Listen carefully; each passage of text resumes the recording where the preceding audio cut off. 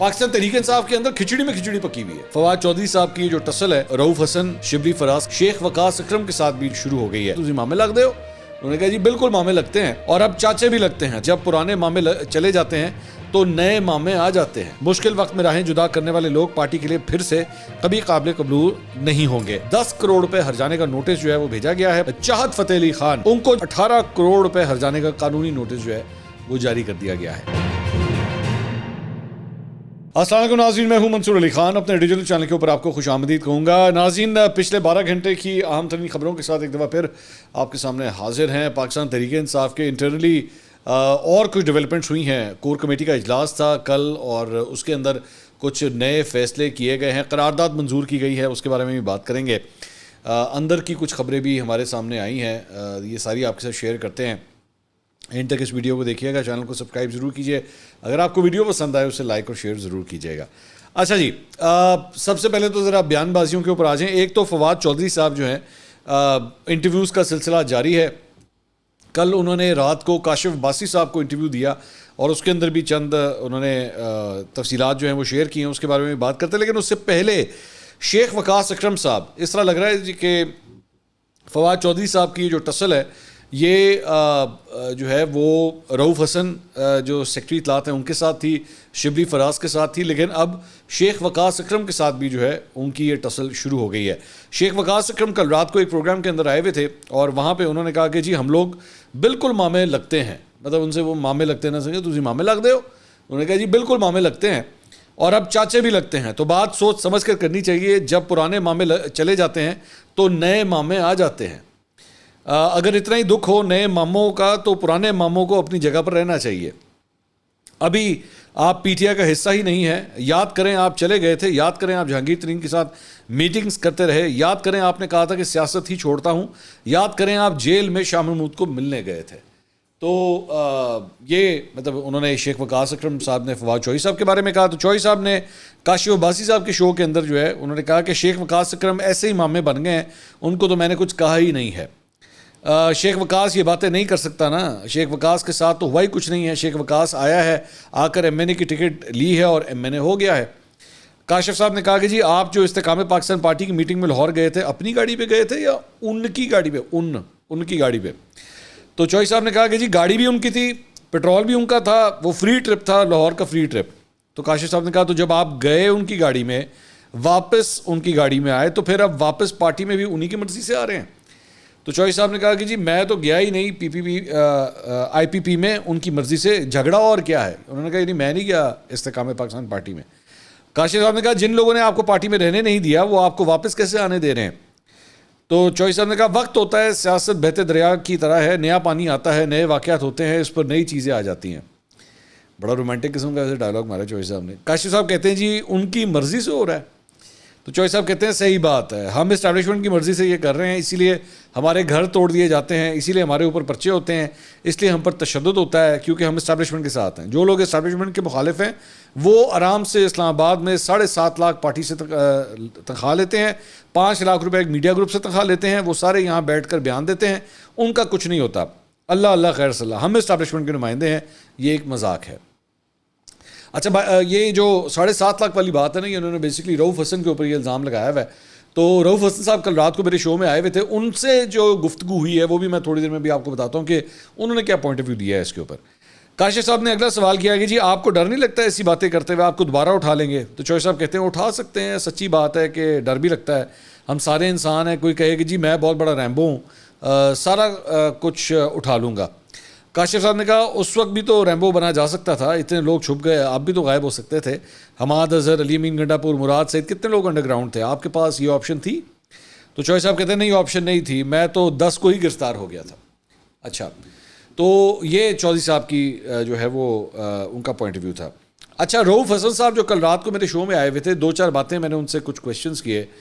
ایک تو میں نے ان سے پوچھا، میں نے کہا جی یہ آپ کے اوپر چودھری صاحب نے کہا ہے کہ جی آپ جو ہے وہ تنخواہ لیتے ہیں پاکستان تحریک انصاف سے، تو کیا یہ حقیقت ہے؟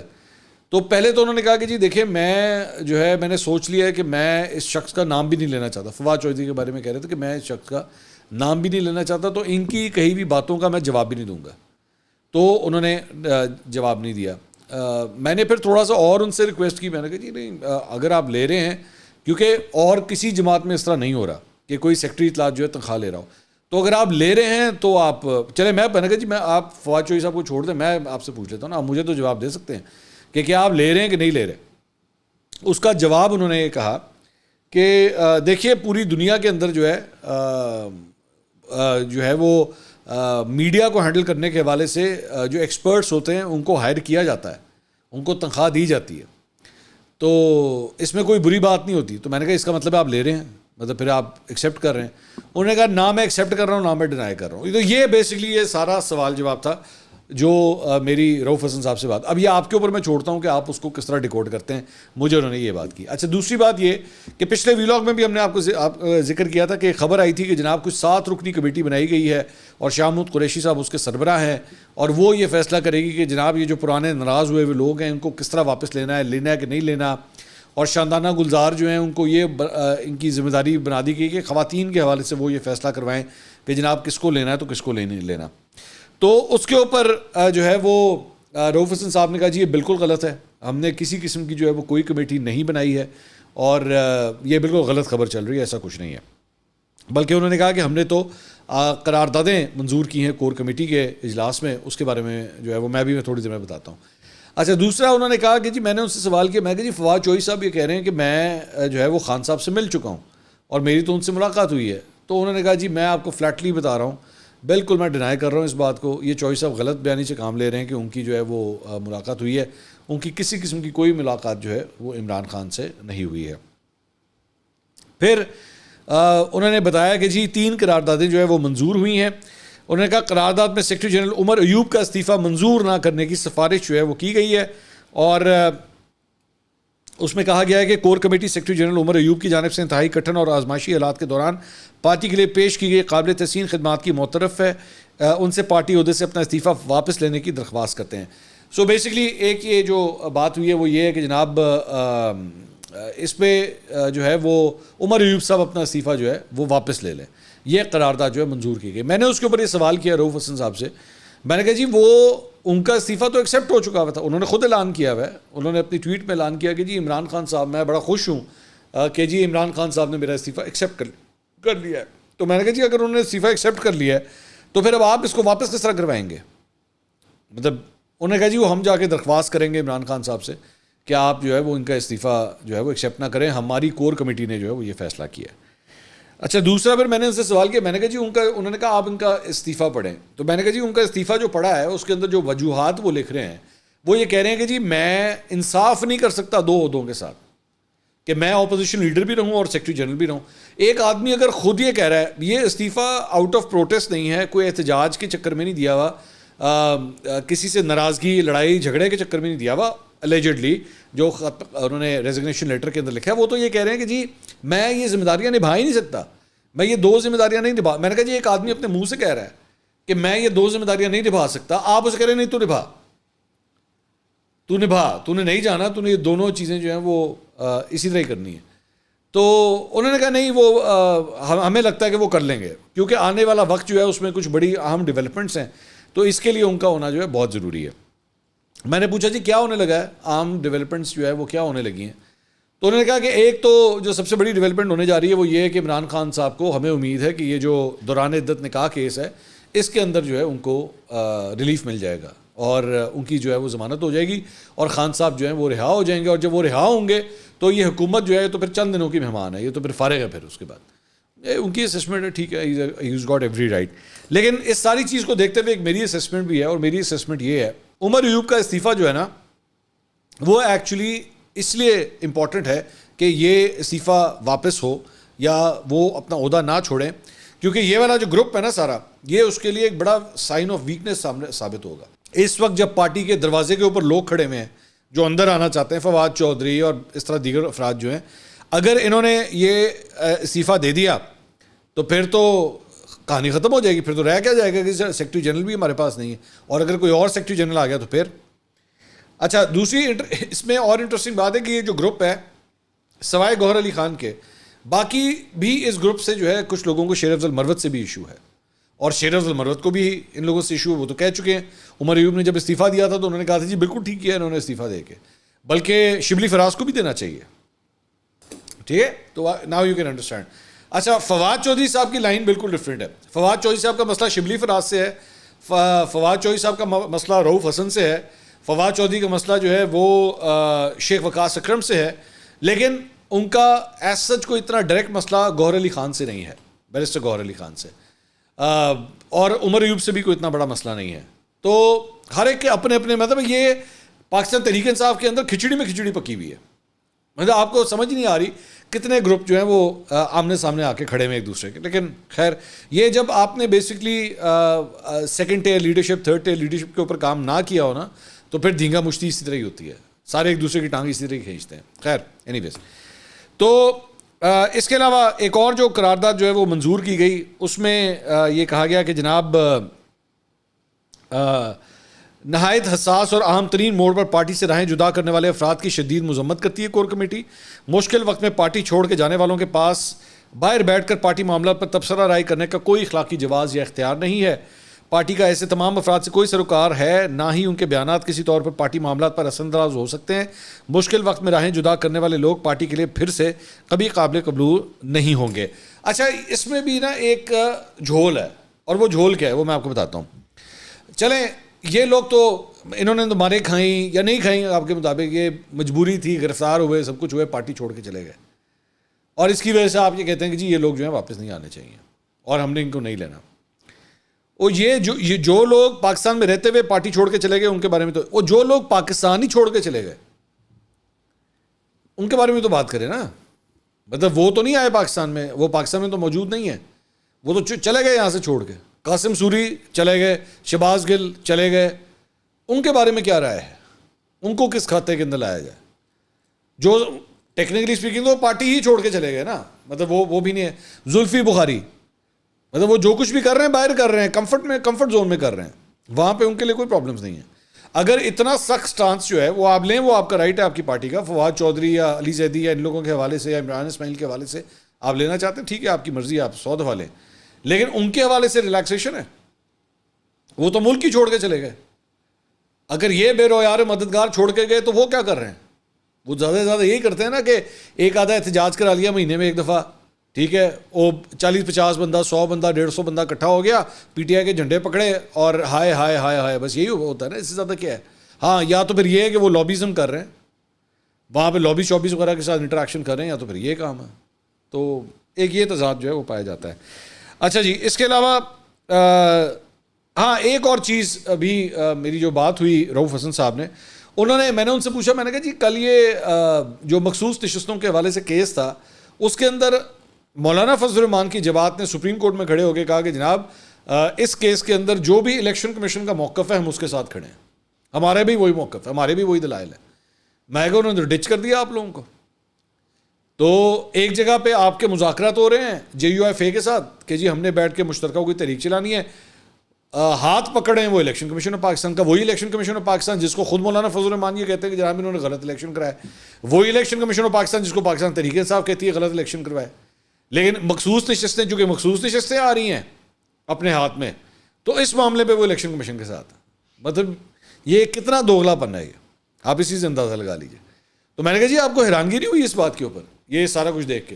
انہوں نے کہا ہاں ہمیں واقعی بڑی حیرانگی ہوئی کہ یہ ہمارے ساتھ کیا ہو رہا ہے, اور اگلی دفعہ ہم جب مولانا سے ملیں گے نا تو ہم مولانا سے ذکر کریں گے اس بات کا کہ یہ کیا کیا آپ نے. اچھا جی, اس کے علاوہ جناب وزیر اعلیٰ خیبر پختونخوا علی امین گنڈا پور نے اسلام آباد جلسے میں بھرپور شرکت کا اعلان کر دیا ہے. 6 جولائی کو اسلام آباد میں جناب جلسے کی اجازت ملی ہے پی ٹی آئی کو, تو اس میں انہوں نے کہا جی بھرپور شرکت ہوگی, تمام کارکن رابطے بحال کریں, لوگوں کو کس طرح نکالنا ہے پلاننگ کریں. جلسے سے متعلق اس ہفتے جو ہے, اس ہفتے وہ کہہ رہے ہیں جی میں میٹنگ بلا رہا ہوں. ان کے بھائی جو ہے فیصل امین, انہوں نے ایک ٹویٹ کیا ہے اور وہ فرماتے ہیں جی بریگیڈیئر ریٹائرڈ محمود شاہ, ان کو سنو ٹی وی پر مضحکہ خیز اور گھنونے الزامات کے لیے قانونی نوٹس جو ہے وہ بھیجے گئے ہیں. سیکٹری ہوم اینڈ فاٹا کے طور پر ان کی خراب کارکردگی میں دیگر چیزوں کے ساتھ قابلیت پر بہت سوالات ہیں. امید ہے ان کے پاس مضحکہ خیز دعووں کی حمایت کرنے کے لیے ٹھوس ثبوت ہیں. فیصل امین کے وکیل کی جانب سے محمود شاہ کو 10 کروڑ روپے ہرجانے کا نوٹس جو ہے وہ بھیجا گیا ہے. 15 دن میں ہرجانہ ادا نہ کرنے اور معافی نہ مانگنے کی صورت میں قانونی کارروائی کا اندیا دیا گیا ہے. نوٹس کے مطابق سنو پختونخوا کے ایک پروگرام میں جس کو شمس محمد نے ہوسٹ کیا اور 27 جون کو سوشل میڈیا پر اپلوڈ کیا گیا، مہمان بریگیڈیئر ریٹائرڈ محمود شاہ نے فیصل امین خان، ان کے بھائی اور خاندان سمیت گنڈا پور قبیلے کے حوالے سے غلط اور بے بنیاد معلومات جو ہیں وہ شیئر کی تھیں، جس کے بعد جو ہے الیجڈلی شیئر کی تھیں، جس کی وجہ سے جو ہے وہ یہ نوٹس جو ہے انہیں بھیجا گیا ہے۔ نوٹس ایک اور بھی گیا ہے جناب، سیاست سے تو اس کا تعلق نہیں ہے، لیکن سوشل میڈیا پہ یہ جو ایک گانا گانے والے ہیں چاہت فتح علی خان، ان کو جناب استاد نصرت فتح علی خان کو بدنام کرنے پر 18 کروڑ روپے ہرجانے کا قانونی نوٹس جو ہے وہ جاری کر دیا گیا ہے۔ یہ قانونی نوٹس قیصر منیر خان کی جانب سے چاہت فتح علی خان کی برطانیہ رہائش گاہ پر بھیجا گیا ہے۔ اس لیگل نوٹس میں چاہت فتح علی خان پر نصرت فتح علی خان کا نام بدنام کرنے اور فیصل آباد کے عوام کے جذبات کو ٹھیس پہنچانے کے ساتھ ساتھ کاپی رائٹ ایکٹ کی خلاف ورزی کا الزام جو ہے وہ عائد کیا گیا ہے۔ اس لیگل نوٹس کے مطابق چاہت فتح علی خان نے خود کو نصرت فتح علی خان کا رشتہ دار ہونے کا جھوٹا دعویٰ کیا اور ان کی گلوکاری نے نصرت فتح علی خان کی وراثت کو نقصان پہنچایا ہے الیجڈلی۔ قانونی نوٹس میں مطالبہ کیا گیا ہے کہ چاہت فتح علی خان سوشل میڈیا پر معافی مانگیں اور اگر وہ 15 دن کے اندر جواب دینے یا معافی مانگنے میں ناکام رہے تو قانونی کارروائی اور 18 کروڑ روپے کے ہتک عزت کے مقدمے کی پیروی کی جائے گی۔ تو جناب ایک ڈیولپمنٹ جو ہے وہ یہ ہوئی ہے۔ اور اس کے علاوہ جناب کھیل کے میدان سے بھی کچھ امپورٹنٹ خبریں جو ہیں ذرا شامل کرتے ہیں۔ ایک تو جناب ICC نے T20 ورلڈ کپ کی ٹیم آف دا ٹورنامنٹ کا جو ہے وہ اعلان کیا ہے، کوئی پاکستانی اس کے اندر شامل نہیں ہے، اور اس میں جو فائنل 11 ہے اس میں فائنلسٹ جنوبی افریقہ کا بھی کوئی کھلاڑی شامل نہیں ہے، اور اس میں بھارت کے 6، افغانستان کے 3 اور ویسٹ انڈیز اور آسٹریلیا کا ایک کھلاڑی شامل ہے۔ آپ اندازہ کیجئے کہ یہ وقت بھی آ گیا ہے کہ آسٹریلیا کا صرف ایک کھلاڑی شامل ہے، ورنہ کبھی بھی کوئی ICC ٹیم جو ہے وہ آسٹریلیا کوئی سوچ بھی نہیں سکتا تھا کہ صرف ایک کھلاڑی اس میں شامل ہوگا، اور پاکستان کا تو خیر کوئی ہے ہی نہیں۔ اور بھارت کے روہت شرما کو جو ہے وہ اس world cup team of the tournament کا کپتان مقرر کیا گیا ہے۔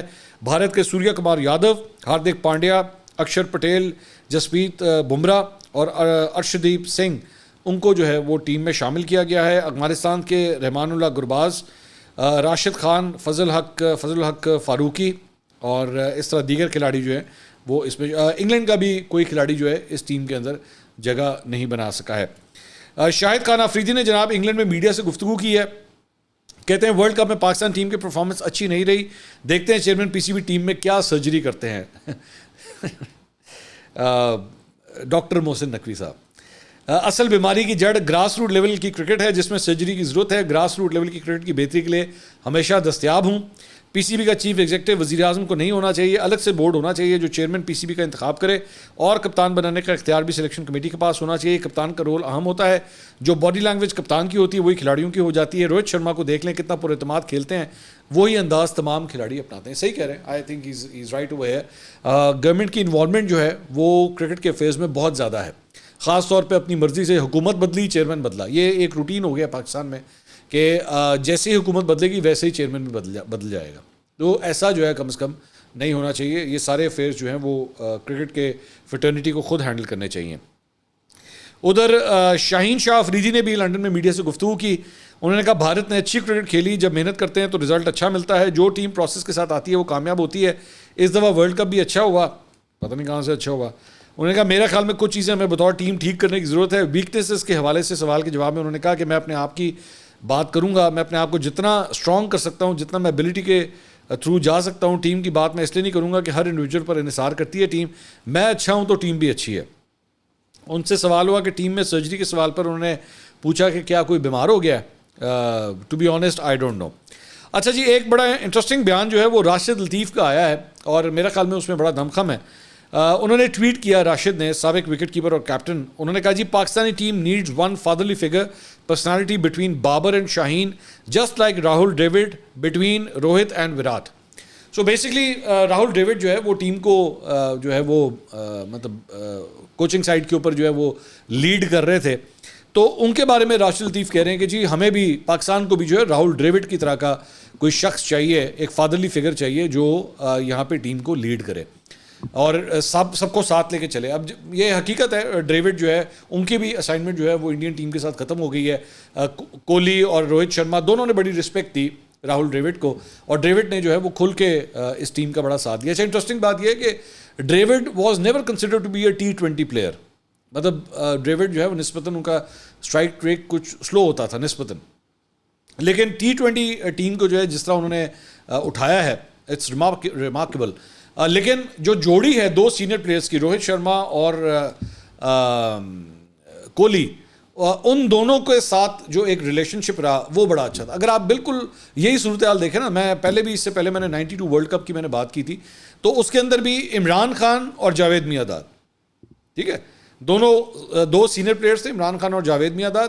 اور فادرلی فگر کا اس میں اس وقت جو رول ادا کیا تھا وہ انتخاب عالم صاحب تھے، وہ ٹیم کے کوچ تھے. تو یہاں پہ بھی پاکستان کے اندر بھی جو ہے وہ ایک ایسے سینئر کی ضرورت ہے، ایک بڑے پلیئر کی ضرورت ہے جو راہل ڈریوڈ کی طرح جو ہے وہ کوئی کردار ادا کر سکے. جاوید میاں-داد صاحب ایک زمانے میں جو ہے وہ پاکستان ٹیم کی کوچنگ کرتے تھے، لیکن اس کے بعد بہت سے پلیئرز کو ان کے ساتھ بھی جو ہے وہ بہت سے مسائل ہو گئے تھے، اور وہ یہ سمجھتے تھے کہ جی جاوید میاں-داد جو ہیں وہ کوچ سے زیادہ کیپٹن بننے کی کوشش کرتے ہیں. اب ہر ایک کا ایک اپنے اپنے طریقہ کار ہے معاملات کو ڈیل کرنے کا. وقار کے ساتھ، وقار بھی ایک پاکستان ٹیم کے ساتھ رہے ہیں، لیکن پھر اس کے بعد ان کے ساتھ بھی جو ہے وہ مسائل ہوئے، بہت سے پلیئرز کو ان کے ساتھ بھی جو ہے وہ ایشوز ہوئے. سو ہو کوڈ دیٹ بی؟ کون سا ایسا کھلاڑی ہے ایک سینئر پلیئر جو پاکستان ٹیم کے ساتھ جو ہے اٹیچ ہو سکتا ہے یا اس قسم کا کردار ادا کر سکتا ہے؟ آپ بھی اپنی رائے دیجیے گا، آپ کی رائے میں کون ہے جو کوئی ایسا ہو سکتا ہے. اس کے علاوہ جناب T20 ورلڈ کپ جیتنے والی بھارتی ٹیم کو جو انعام وغیرہ ملا ہے اس کی ڈیٹیل سامنے آئی ہیں. $24 لاکھ 24 لاکھ ڈالر جو ہے وہ جناب انڈین ٹیم کو ملیں گے، اور پاکستانی روپوں میں تقریباً 68 کروڑ روپے، 68 کروڑ یہ بنتے ہیں. یہ سال 2022 میں ہونے والے آخری میگا ایونٹ میں سے بھی جو آخری دفعہ ہوا تھا اس سے کئی گنا زیادہ ہے یہ اماؤنٹ. اس وقت انگلینڈ جو ہے وہ جیتی تھی، اسے 10 لاکھ 60 ہزار ڈالر کی انعامی رقم ملی تھی. اس مرتبہ یہ 24 لاکھ پہ چلی گئی ہے. رنر اپ جنوبی افریقہ کی ٹیم کو 12 لاکھ 80 ہزار ڈالر یعنی پاکستانی روپوں میں 35 کروڑ روپے جو ہے وہ 35 کروڑ جو ہے وہ ملے گا. اچھا، دوسری جانب بھارتی کرکٹ بورڈ کے سیکرٹری جے شاہ نے جو ہے وہ قومی ٹیم کے لیے 125 کروڑ روپے یعنی پاکستانی 417 کروڑ روپے تقریباً جو ہے انعام کا اعلان کیا ہے. اور انہوں نے کہا کہ بھارتی ٹیم نے غیر معمولی ٹیلنٹ، اسپورٹس مین شپ اور جذبے کا مظاہرہ کیا. تمام کھلاڑیوں کو، کوچز اور سپورٹنگ سٹاف کو غیر معمولی کارنامے پہ مبارکباد دیتا ہوں. اچھا، یہ ذہن میں رکھیے گا، یہ ابھی صرف وہ اماؤنٹس ہیں جو ان کو بورڈز وغیرہ کی طرف سے مل رہی ہیں. انہوں نے واپس جا کے چھالیاں بھی بیچنی ہیں، جوتے بھی بیچنے ہیں، گاڑیاں بھی بیچنی ہیں، اینکیں بھی بیچنی ہیں، اور موبائل سمیں بھی بیچنی ہیں. جس طرح ہمارے بابر صاحب جو ہیں وہ یو فون کا ڈیٹا بیچ رہے ہیں، تو پینتھر کا ٹائر بیچ رہے ہیں، تو اس طرح انہوں نے بھی بیچنی ہے. لیکن ظاہری بات ہے if you compare the Indian market with Pakistani market آج 25 کروڑ پہ کھڑی ہے یہ آبادی. You have to remember the sample size. تو انڈین مارکیٹ جو ہے وہ 1 ارب 25 کروڑ پہ کھڑی ہے، مطلب اس کا سائز دیکھیں. تو وہاں پہ آپ کو انڈورسمنٹس کے لیے جو ایڈس کے جو ریٹس ملتے ہیں وہ اتنے زیادہ ہیں کہ شاید اگر آپ ایک ہی ایڈ کر لیں تو وہی آپ کے لیے زندگی جو ہے آپ کی سفل ہو جاتی ہے، پرسکون ہو جاتی ہے. تو یہاں پہ ماشاءاللہ ابھی بھی جو ہے وہ میری اطلاع کے مطابق ایون یہ پاکستان ٹیم ہار بھی گئی ہے، لیکن اس کے باوجود جو ہے وہ کھلاڑی ایڈ لینے کے لیے بےتاب ہیں. مطلب کوئی نہ نہیں کرے گا کہ یار مطلب اور کچھ نہیں تو منہ ہی ادھر کر لیں، کوئی شرمندگی ہو جائے کہ بھائی جان جس قسم کی پرفارمنس دکھائی تھی، سال 1.5 سال تو بہتر ہے کہ ہم ایڈز میں نہ ہی جائیں تو بہتر ہے. تو لیکن ظاہری بات ہے کمپنیز بھی جو ہیں وہ ان کو اٹھائیں گی، ان کو لیں گی ایڈز کے اندر. تو آپ نے اس کے بعد وہ چیزیں لینی ہے کہ نہیں لینی ہے میں آپ کے اوپر چھوڑتا ہوں. بہت زیادہ سے زیادہ یہی کہہ سکتا ہوں. اگلی ویڈیو میں آپ سے دوبارہ ملاقات ہوگی. اللہ حافظ.